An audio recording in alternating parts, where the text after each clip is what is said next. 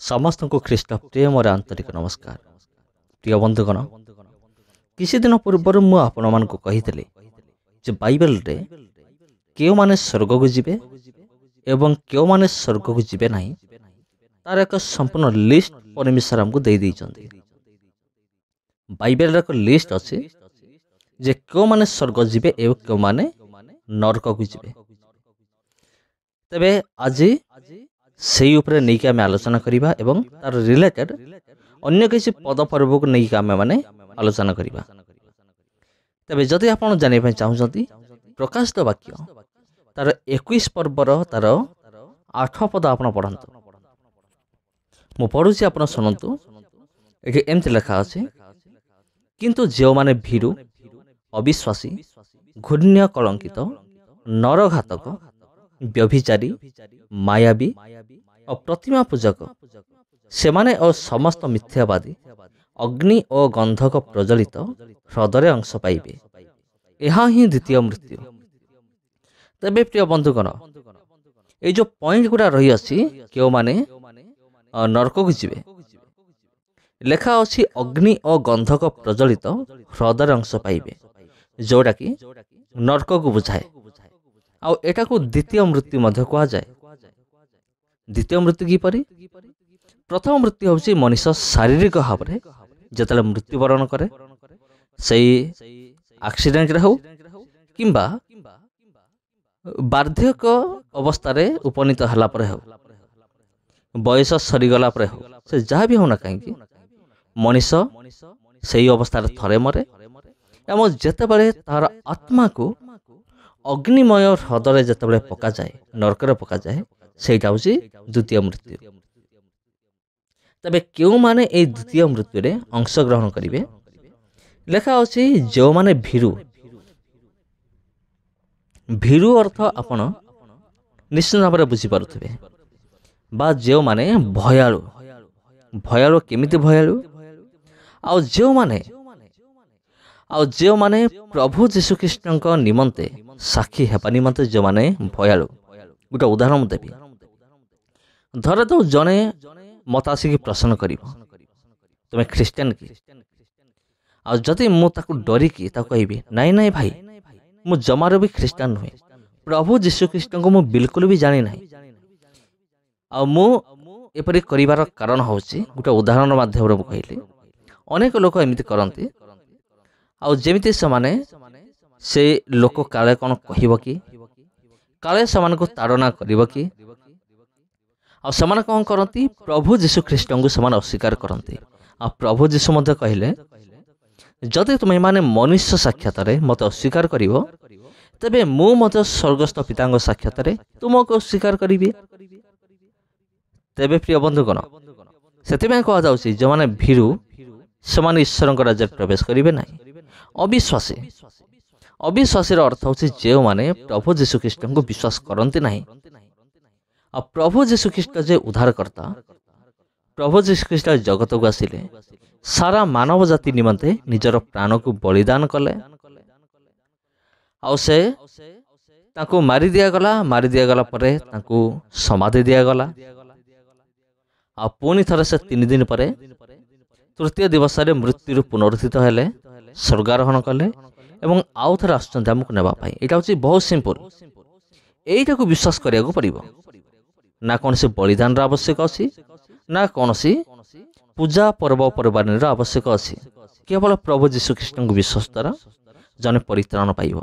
किंतु जो माने अविश्वासी, जो माने प्रभु जीशु कृष्ण को विश्वास करते नहीं, उद्धारकर्ता भाव स्वीकार करते नहीं, से माने नरक को जिबे। घृण्य, कलंकित, प्रभु वाक्य रे जो जो विषय गुड़िक घृणाजनक ताहाको जो माने करती, से माने ईश्वर राज्य प्रवेश करिवे नाही बा स्वर्ग जिबे नाही, से माने नरक को जिबे। तब नरघातक, नरघातक अर्थ आपण भल भाव बुझी पारुथिबे। माने जो माने नर हत्या करती, जो माने मनीष मान को मर्डर करती, जीवन रे मारी दियंती, समान को नरघातक कहा जाए। तबे प्रिय बंधुगण, केवल शरीर को बध करिबा एटा कोन नरघातक? एटा मध्य एक नरहत्या। किंतु जदि आमे माने କାହାର ମନକୁ ଯଦି ଆଘାତ ଦେଉଅଛୁ ତାହା ମଧ୍ୟ ଏକ ନରଘାତକ ସହିତ ସମାନ ଅଟେ। ତାପରେ ବ୍ୟଭିଚାରୀ ଏଇଟା ମଧ୍ୟ ଆପଣ ଭଲ ଭାବରେ ବୁଝିପାରୁଥିବେ। ବ୍ୟଭିଚାରୀ ଯେଉଁମାନେ ନିଜ ସ୍ତ୍ରୀ ଛାଡ଼ିକି ଅନ୍ୟମାନଙ୍କ ସହିତ ସେମାନେ ଶାରୀରିକ ସମ୍ପର୍କ ରଖନ୍ତି, କିମ୍ବା ସ୍ତ୍ରୀମାନେ ଯେଉଁମାନେ ନିଜ ସ୍ୱାମୀକୁ ଛାଡ଼ିକି ଅନ୍ୟ ପୁରୁଷ ସହିତ ଶାରୀରିକ ସମ୍ପର୍କ ରଖନ୍ତି, ସେମାନଙ୍କୁ ବ୍ୟଭିଚାରୀ ବୋଲି କୁହାଯାଏ। ଆଉ ସେମାନେ କେବେ ହେଲେ ମଧ୍ୟ ଈଶ୍ୱରଙ୍କ ରାଜ୍ୟରେ ପ୍ରବେଶ କରିବେ ନାହିଁ। ଆଉ କେତେବେଳେ ପ୍ରବେଶ କରିବେ? ଯଦି ସେମାନେ ନିଜର ପାପକୁ ସ୍ୱୀକାର କରିବେ ଏବଂ ନିଜର ଭୁଲ ନିମନ୍ତେ ଅନୁତାପ କରିବେ ପ୍ରଭୁ ଯୀଶୁଖ୍ରୀଷ୍ଟଙ୍କ ସାମ୍ନାରେ, ଆଉ ତେବେ ଯାଇ ରାସ୍ତା ଅଛି। ତାପରେ ବ୍ୟଭିଚାରୀ କହିଲେ ଯେ ସାଧାରଣ ଭାବରେ ଲୋକମାନେ ବୁଝନ୍ତି, ହଁ ଜଣେ ଯାଇକି ଶାରୀରିକ ସମ୍ପର୍କ ରଖିଲେ ସେଇଟା ହେଉଛି ବ୍ୟଭିଚାର। କିନ୍ତୁ ପ୍ରଭୁ ଯୀଶୁଖ୍ରୀଷ୍ଟ କହିଲେ ଯଦି କୌଣସି ମନୁଷ୍ୟ ଯଦି କାମ ଭାବନାରେ ମନରେ କାମ ଭାବନା ରଖି ଅନ୍ୟକୁ ଦୃଷ୍ଟିପାତ କରେ, ସେ ପୁରୁଷ ନାରୀକୁ ହଉ କିମ୍ବା ନାରୀ ପୁରୁଷକୁ ହଉ, ସେଇଟା ମଧ୍ୟ ବ୍ୟଭିଚାର ସହିତ ସମାନ ବୋଲି ପ୍ରଭୁ ଯୀଶୁଖ୍ରୀଷ୍ଟ କହିଲେ। ତେବେ ବ୍ୟଭିଚାରୀ, ତାପରେ ମାୟାବୀ ମାନେ ଯେଉଁମାନେ ଗୁଣି ଗାରେଡ଼ି କରନ୍ତି, ଇଂରାଜୀରେ କୁହାଯାଏ ବ୍ଲାକ୍ ମ୍ୟାଜିକ୍, ଯେଉଁମାନେ କରନ୍ତି ସେମାନେ କି ଈଶ୍ୱରଙ୍କ ରାଜ୍ୟର ଅଧିକାରୀ ହେବେ ନାହିଁ।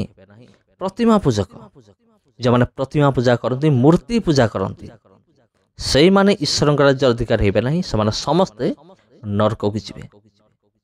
ତେବେ ପ୍ରତିମା ପୂଜକ କହିଲେ ମୂର୍ତ୍ତି ପୂଜା ତ ଗୋଟେ ପ୍ରକାର ପ୍ରତିମା ପୂଜା, ଆଉ ଗୋଟେ ପ୍ରକାର ପ୍ରତିମା ପୂଜା ମଧ୍ୟ ଅଛି। ଆଉ ସେଇଟା ହେଉଛି କ'ଣ?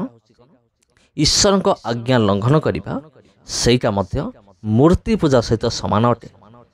ତାପରେ ଲେଖା ହେଉଛି ସେମାନେ ଆଉ ସମସ୍ତ ମିଥ୍ୟାବାଦୀ, ଯେଉଁମାନେ ମିଥ୍ୟା କୁହନ୍ତି, ମିଛ କହିବା ପାଇଁ ଯେଉଁମାନେ ଭଲ ପାଆନ୍ତି, ଆଉ ମିଛ କହିକି ଯେଉଁମାନେ ଆନନ୍ଦ ଅନୁଭବ କରନ୍ତି, ଆଉ ସେଇମାନେ ଈଶ୍ୱରଙ୍କ ରାଜ୍ୟରେ ପ୍ରବେଶ କରିବେ ନାହିଁ, ସେମାନେ ନରକକୁ ଯିବେ। ଏଠାରେ ସ୍ପଷ୍ଟ ଭାବେ ଲେଖା ଅଛି, ଏହା ହିଁ ଦ୍ୱିତୀୟ ମୃତ୍ୟୁ। ତେବେ ଖ୍ରୀଷ୍ଟରେ ପ୍ରିୟ ଭାଇ ଏବଂ ଭଉଣୀମାନେ, ସ୍ୱର୍ଗକୁ ଯିବା ବି ଏତେ ବି ସହଜ ନୁହେଁ।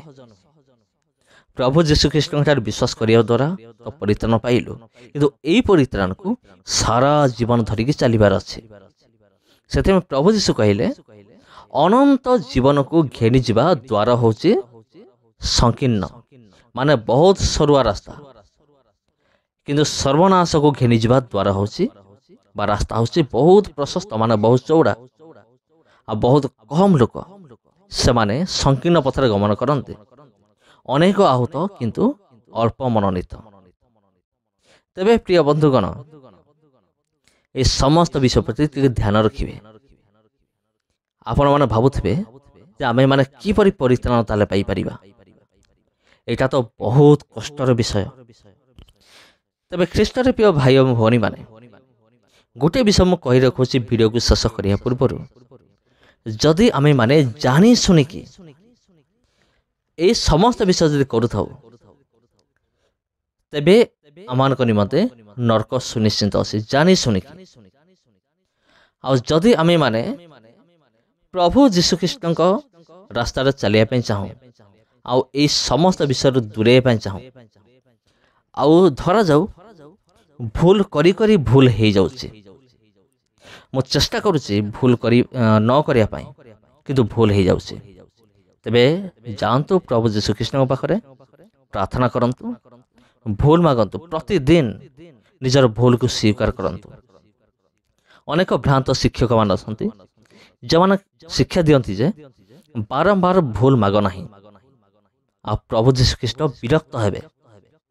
ଆଉ ଯେମିତି ଜଣେ ପିଲା ଯେ ବାପାକୁ ଭୁଲ କରିଛି ବୋଲି ବାରମ୍ବାର କହିଲେ ଯେ ବାପା ଯେମିତି ବିରକ୍ତ ହୁଏ, ସେମିତି ବିରକ୍ତ ହେବେ, କିନ୍ତୁ ସେମିତି ବିଲକୁଲ ନାହିଁ। ପ୍ରଭୁ ଯୀଶୁଖ୍ରୀଷ୍ଟ ନିଜେ କହିଲେ, ଯଦି ତୁମର ଭାଇ ତୁମ ବିରୁଦ୍ଧରେ ପାପ କରୁଛି, ତେବେ ତାକୁ 7 ଗୁଣ 70 ଥର ତୁମେ କ୍ଷମା ପ୍ରଦାନ କର, ପିତରଙ୍କୁ କହିଥିଲେ। ଯଦି ପ୍ରଭୁ ଯୀଶୁଖ୍ରୀଷ୍ଟ ନିଜେ କହିଲେ ତେବେ 7 ଗୁଣ 70 ଥର କ୍ଷମା କର, ତେବେ ପରମେଶ୍ୱର ଆମକୁ କେତେ ଥର କ୍ଷମା ଦେବେ? ଟିକେ ଚିନ୍ତା କରନ୍ତୁ। ଅସଂଖ୍ୟ ଥର କ୍ଷମା ଦେବେ, ଅନଲିମିଟେଡ୍, ଅଗଣିତ। ତେଣୁ ପ୍ରତିଦିନ ନିଜର ପାପକୁ ସ୍ୱୀକାର କରନ୍ତୁ ପ୍ରଭୁ ଯୀଶୁଖ୍ରୀଷ୍ଟଙ୍କ ଠାରେ।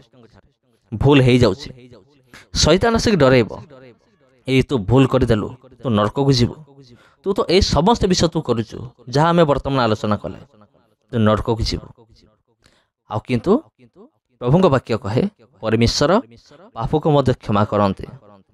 କିନ୍ତୁ ଗୋଟେ ବିଷୟ ହେଉଛି ଏ ସମସ୍ତ ବିଷୟ ଯେଉଁମାନେ କରନ୍ତି, ଆଉ ଯେଉଁମାନେ ଜାଣି ଜାଣି ଯେଉଁମାନେ କରନ୍ତି ସେମିତି ବି ନାହିଁ, ଯେଉଁମାନେ ଜାଣି ଶୁଣି ଯେଉଁମାନେ କରନ୍ତି ଏ ସମସ୍ତ ବିଷୟ, ସେମାନେ ନିଶ୍ଚିନ୍ତ ଭାବରେ ନରକକୁ ଯିବେ। ଆଉ ଏହା ଛଡ଼ା ଆହୁରି ବି ଅନେକ ପଦପର୍ବ ଅଛି। ଯଦି ଆପଣ ପଢ଼ିବେ ମାଥ୍ୟୁ ତାର 25:40, ସେଥିରେ ଲେଖା ଅଛି ନରକ କାହା ପାଇଁ? ପ୍ରକୃତରେ ନରକ ମଣିଷ ପାଇଁ ତିଆରି ହେଇନି। ଆଉ ନରକ ତିଆରି ହେଇଛି ଶୟତାନ ଏବଂ ତାହାର ଦୂତମାନଙ୍କ ନିମନ୍ତେ ହିଁ ନରକକୁ ତିଆରି କରାଯାଇଛି, ଯେଉଁଟା ଲେଖା ଅଛି ମାଥ୍ୟୁ 25:40। ଆହୁରି ମଧ୍ୟ ଆପଣ ପଢ଼ିପାରିବେ ମାଥ୍ୟୁ 25:46, ରୋମିଓ 6:23, ମାଥ୍ୟୁ 5:22, ପ୍ରକାଶିତ ବାକ୍ୟ 14 ପର୍ବର ତାର 11 ପଦ ଆପଣ ପଢ଼ନ୍ତୁ। ଏ ସମସ୍ତ ବିଷୟରେ କ୍ଲିଅର ଭାବରେ ଲେଖାଯାଇଛି। ସମସ୍ତ ଖ୍ରୀଷ୍ଟ ପ୍ରେମର ଆନ୍ତରିକ ନମସ୍କାର।